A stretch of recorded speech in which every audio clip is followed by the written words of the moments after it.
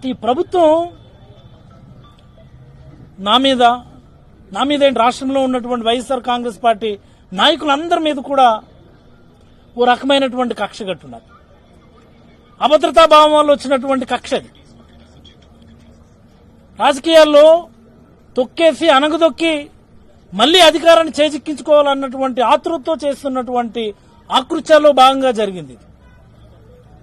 ప్రభుత్వం ఒక నిర్ణయం తీసుకుని ఆ నిర్ణయాన్ని ఖచ్చితంగా పోలీసులు ఇంప్లిమెంట్ చేయవలసిందే అన్నప్పుడు జరిగినటువంటి ఒక తప్పుడు కేసు తప్ప మరొకటి కాదని నేను భావిస్తున్నాను. లేకపోతే ఒక యాక్సిడెంట్ ని హత్యాయత్నం కేసులు పెట్టడం దేశంలో ఎక్కడన్నా చూసినాం మనం? ఇలాంటివి అనేక సందర్భాలు ఉన్నాయి మన జిల్లాలోనే. ఎమ్మెల్యేలు పిల్లలే చేస్తున్నారు. ఆ టైంలో ప్రభుత్వం ఎలా స్పందించింది? ఈ యాక్సిడెంట్ జరిగిన తర్వాత రోజునే మా నియోజకవర్గంలో ఒక యాక్సిడెంట్ జరిగింది, దానిలో ఎలా స్పందించింది?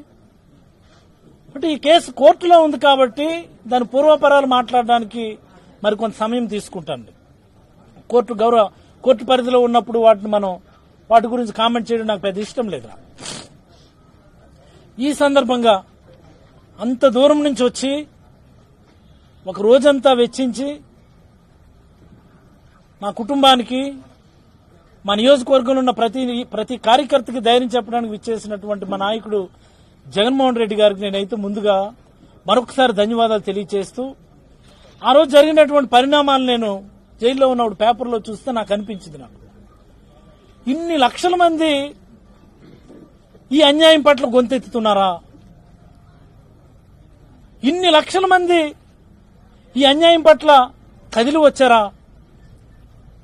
నన్ను జైల్లో పెట్టడం అన్నటువంటిది, అక్రమంగా జైలుకు పంపించడం అన్నటువంటిది, రాజకీయ కక్షతో నన్ను జైలుకు పంపించడం అన్నటువంటిది, ముఖ్యంగా నా కొడుకుని సైతం ముక్కుపచ్చలారన్నటువంటి రాజకీయాలతో సంబంధం లేదు కదా.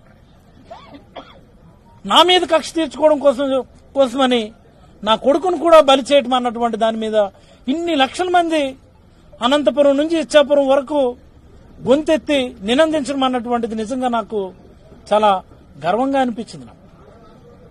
మొదట్లో ఒక భావన ఉండేది, నాకు జైల్లో పెట్టారే నాకు గాని నా కొడుకు గాని, నేనేం తప్పు చేశాను నేను అని ఓ రకమైనటువంటి చిన్న నిరాశాభావం ఉండేది. ఆ రెండో రోజునే దాసన్ వచ్చారు జైలుకి నాకు ములాఖత్ పెట్టుకొని కలవడానికి. అదే సందర్భంగా ప్రసాద్ సార్ సందేశం కూడా నాకు చెప్పారు, నాకు ఆందోళన పడొద్దు, రాజకీయాల్లో ఇది భాగమైనప్పటికీ నిన్ను కక్షపూరితంగా పెట్టడం అన్నటువంటిది ఇది ఈ రాష్ట్రంలోనే ఒక పెద్ద ఉద్యమం క్రియేట్ చేసేటటువంటి అవకాశం ఉందని చెప్పి నాకు రెండో రోజు వచ్చి నాకు ధైర్యం చెప్పారు. నేను ఆలోచించుకుంటూ ఉండేవాడిని, ఎలాగా ఏ మాదిరి ఉద్యమం అవుతుంది అని చెప్పి.